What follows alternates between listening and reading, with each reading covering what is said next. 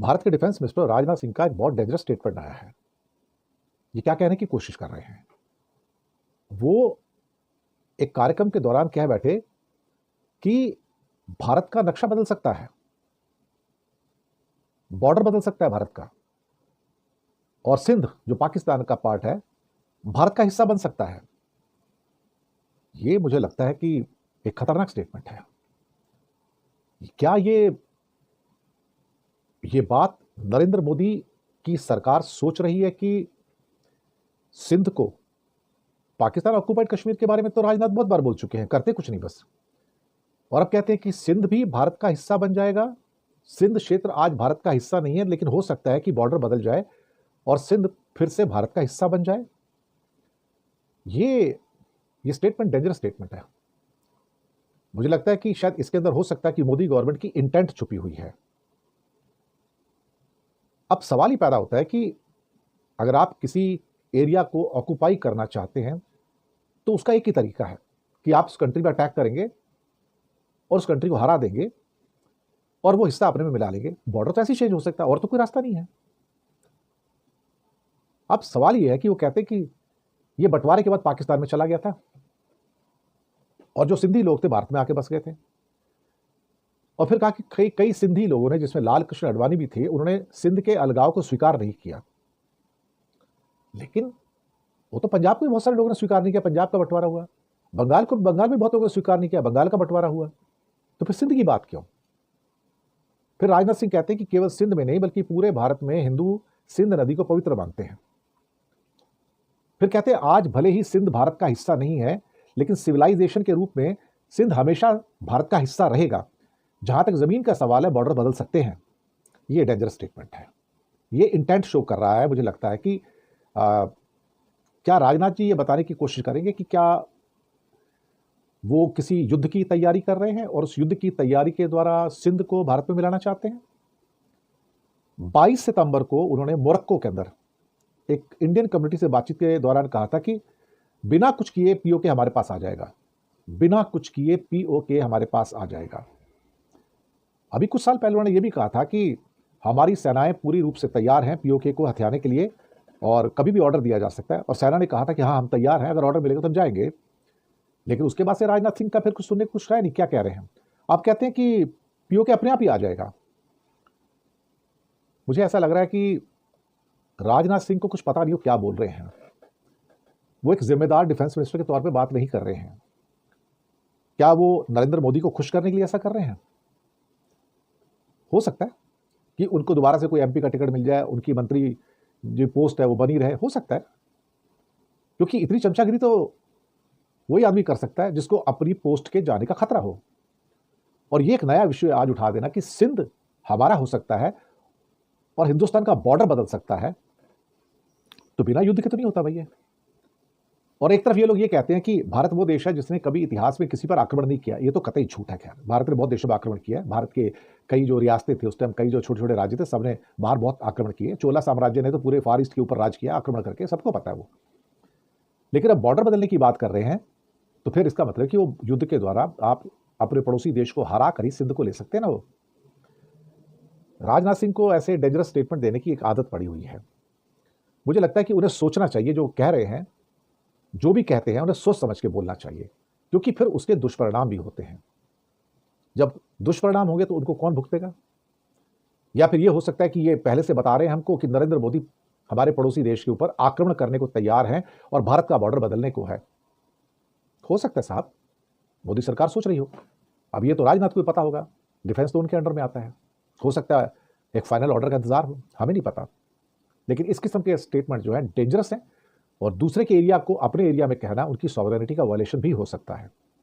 भारत के defence minister को या प्रधानमंत्री को या कोई भी हो, इस किस्म के जो स्टेटमेंट्स हैं देने से बचना चाहिए, क्योंकि जो इंडिया पाकिस्तान का बॉर्डर है, एलओसी को छोड़कर बाकी बॉर्डर में कोई डिस्प्यूट नहीं है।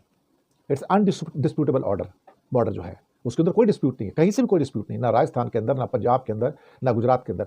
कहीं कोई डिस्प्यूट वाला बॉर्डर नहीं है कहीं पर जिसके ऊपर कहा जाए कि तुम्हारा भी हक है, मेरा भी हक है। थोड़ा बहुत एक टसल होता है सर क्रीक के ऊपर गुजरात के अंदर, वो भी एक छोटा सा एरिया है, समुद्र का एरिया है, बाकी तो किसी पे नहीं है। बॉर्डर इज सेटल्ड बॉर्डर, वहाँ पे फेंसिंग लगी हुई सब कुछ है। और भारत ने कभी दावा नहीं किया सिंध के ऊपर या पंजाब के ऊपर या किसी और लैंड के ऊपर उनके। ना ही पाकिस्तान ने भारत के ऊपर दावा किया कि पंजाब का एरिया मेरा है, राजस्थान का मेरा, गुजरात का मेरा, बिल्कुल भी नहीं।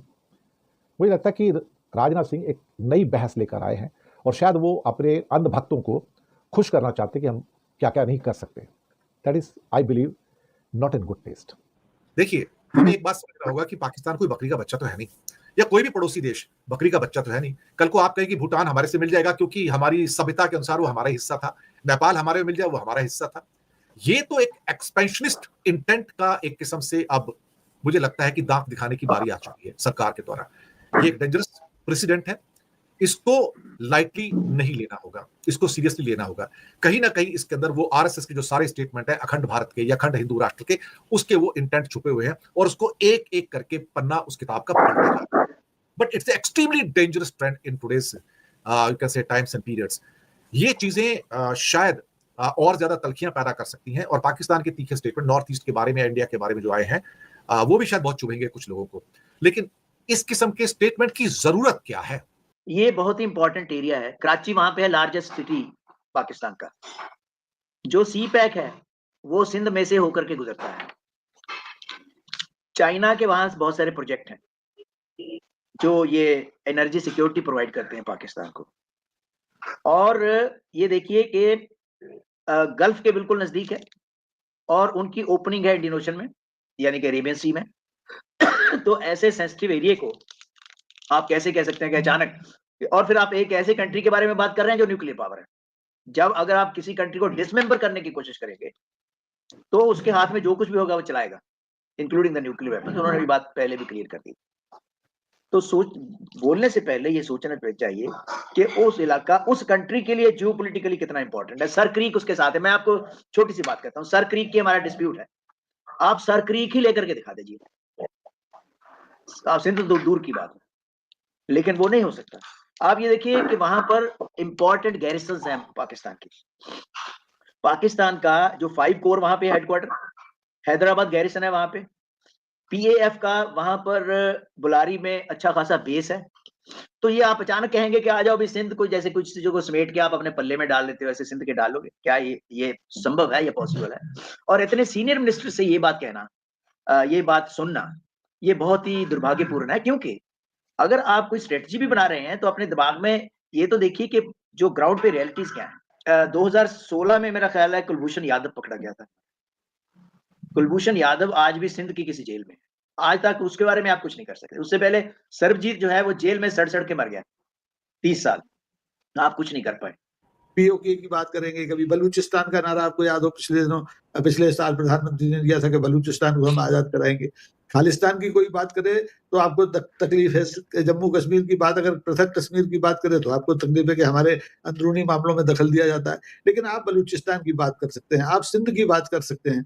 तो भारत में इतनी क्षमता अभी नहीं है कि वो इस तरह की बेबुनियाद बातें करे। ये बात करेंगे सिंध की, जिस सिंध से इनका कोई लेना देना नहीं। भाई 80 साल तो हमें आजाद हुए हो गए, उस सिंध की आप क्यों बात कर रहे हैं? और कर रहे हैं तो आप बैल मोए मार वाली कहावत गांव में हमारे यहाँ होती है, वो कर रहे हैं। आपका भी ये ऑपरेशन सिंदूर से पेट भरा नहीं। उसमें जितना नुकसान हुआ हिंदुस्तान का, सामरिक सामग्री तो गई, जो हमारी छवि नुकसान हुई। 60 बार अमेरिका कह चुका कि नहीं वो ऑपरेशन सिंदूर में तो हमने रुकवाया, तुमने कुछ नहीं किया। इन्हें समय रहते या तो अपने बयान को लेकर के स्पष्टीकरण देना चाहिए, और या फिर परिणाम भुगतने के लिए, देश को एक गड्ढे में फेंकने के लिए, एक अयाचित युद्ध की तरफ, एक टकराव की तरफ धकेलने के लिए जो सजाए होती है उसके लिए तैयार रहना चाहिए। कि आप किसी देश की संप्रभुता को कैसे इस तरीके से चुनौती दे सकते हैं? आप इधर बैठ करके रक्षा मंत्री होते हुए आप इस तरह की भाषा बोल रहे हैं जो पड़ोसी देश में हंगामा मचाए। तो सोचेंगे कि ये तो आक्रमणकारी हो रहा है, और वो भाग के अपने गुट के पास में जाएंगे, यूरोपियन राष्ट्रों के पास में जाएंगे, अमेरिका के पास में जाएंगे और कहेंगे कि हमें असला दीजिए, वो आक्रमण करने वाले हैं, वो कब्जा करने वाले हैं, और वो तो आ रहा है। और उनके रक्षा मंत्री ने दिल्ली में बोला है, और उनकी बात, उनके इरादे नेक नहीं है। तो इसके कॉन्सिक्वेंसेस तो ये हैं। ऐसी बातें बड़ी मजाकिया लगती हैं, इस मायने में लगती है कि ये 2025 में या कोई इस तरह की बात करता है, या 4000 किलोमीटर पे वार करने वाले हथियार है, उनसे आप क्या ऐसी बातें कर रहे हैं? एटॉमिक पावर है हमारे पास में, तो उसी तरीके से दूसरों के पास में भी, और वो भी ऐसा कर सकते हैं। तो ये हास्यास्पद है कि आप स्टारवादी बन रहे हैं, कि आप कहलवाना पसंद करेंगे। आपके पास में दम भी तो होना चाहिए ना वैसा, कि आप स्टार कर सकते हैं। तो भागेंगे तो या तो सोवियत संघ या तो रूस के पास में जाएंगे, या चीन के पास में जाएंगे, अमेरिका के पास में जाएंगे। आपके पास में तो ऐसा कुछ हुआ नहीं है अभी कि जिसकी वजह से कुछ हो जाए। दुबई में एक करिश्मा देखने को जरूर मिला जिसपे कि आश्चर्य हो रहा है कि अरे इस जहाज पे हम लोग इंतजार कर रहे थे, एक हमारा बहादुर सैनिक इस तरीके से शहीद हो गया उसी चक्कर में। तो ये बड़ी कमजोर बातें हैं, ये सरकार की बहुत कमजोर बातें हैं, दिखावटी बातें हैं। वहां पर चाइना के इंटरेस्ट इतने जबरदस्त हैं, चाइना अपने इंटरेस्ट को कभी भी किसी भी रूप में हर हालत में प्रोटेक्ट करेगा। और ये उस समय मैं कह रहा हूं जब अभी आपने ऑपरेशन सिंदूर में देखा है किस तरह के चाइना ने पाकिस्तान को लॉजिस्टिक्स सपोर्ट दी ऑपरेशन सिंदूर के दिनों में। अभी आप देखिए पाकिस्तान से हमको लड़े हुए बहुत दिन नहीं हुए हैं, ऑपरेशन सिंदूर को गए बहुत दिन नहीं हुए, 7 मई को हुआ था और अभी हम साल हमारा खत्म नहीं हुआ है, 1 महीना और बाकी है। मुझे लगता है कि ये आने वाले दिनों में फिर ऐसी रार छेड़ करके कुछ ना कुछ फिर गड़बड़ करेंगे, क्योंकि इन्हें अंतर्राष्ट्रीय कानून का मालूम नहीं, संप्रभुता को जानते नहीं। आप किसी दूसरे देश की संप्रभुता को चुनौती देने की बात कर रहे हैं तो आपकी संप्रभुता बची रह जाएगी। ये नहीं सोच रहे हैं कि इसके रिपरकेशंस क्या होंगे, इसका खामियाजा कौन को भुगतना पड़ेगा। हमें लोगों को यही संदेश देना चाहिए, हमारे अड़ोस पड़ोस के लोगों को, कि जरा हमारे लोग ये यूं ही बोल जाते हैं, हमारा ना इरादा है और हम ही वास्तविक संप्रभु, हम जनगण ही है, मतलब नागरिक ही हैं, और हमारी बात समझो आप लोग, इनके उसमें मत जाइएगा, कुछ नहीं होने वाला है। ये ऐसे ही बोलते रहते हैं। ये इन्होंने न भुट्टो का नाम लिया, न किसी जरदारी का नाम लिया, सीधा सीधा कहा कि अब तो पंजाब, अब ये तो सिंधी तो हमारे साथ में है तो कोई दिक्कत है नहीं। लेकिन ऐसा नहीं है, ये बड़ी मजाकिया लग रहा है और इनको स्पेस मिला अखबार पे, आश्चर्य होता है। गाना है या एक गजल का हिस्सा भी है, बात निकली है तो दूर तलक जाएगी। ये बस इतना कह के मैं चुप हो जाऊंगा कि बात निकली है तो दूर तलक जाएगी, ये इतनी जल्दी रुकेगी नहीं। और ये हेडलाइन छापने से कुछ नहीं होता अखबारों के द्वारा कि सिंध की बात हुई तो पाकिस्तान को मिर्ची लगी, कल को पाकिस्तान कहे कि मुझे पंजाब चाहिए, राजस्थान चाहिए, गुजरात चाहिए, तो आपको कैसा लगेगा? आप बताइए ना। आप दूसरे की सॉवरेनिटी का, संप्रभुता का उल्लंघन करके ऐसी बात करेंगे तो मिर्ची भी लगेगी उनको और बहुत कुछ लगेगा, सब लगना भी चाहिए। और कोई हमारे बारे में बात करेगा तो हमें भी लगेगा। आप इस किस्म की वाहियात बातें नहीं कर सकते अंतर्राष्ट्रीय कूटनीति में। That is very dangerous. फिर कहूंगा बात निकलेगी तो दूर तलक चली गई है और आगे जाएगी।